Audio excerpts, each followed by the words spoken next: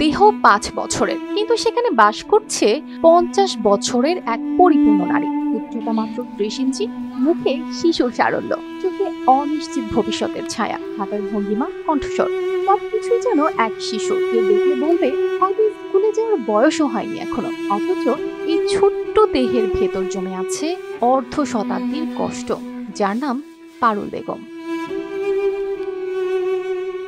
পিরোজপুরের আরজি পাঠাকাটা গ্রামে তার বসবাস। ছোটবেলা থেকেই তিনি শারীরিকভাবে একেবারেই ভিন্ন, তাই জীবনের স্বাভাবিক ছন্দটা আর কখনো ধরা দেয়নি তার কাছে। মা না থাকায় বাবার নতুন সংসারে জায়গা হয়নি পারুলের।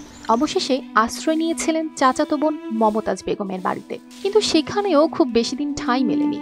জীবন আর পেটের দায়ে একদিন গিয়ে উঠেছিলেন প্রতিবেশী মুকুল বেগমের বাড়িতে।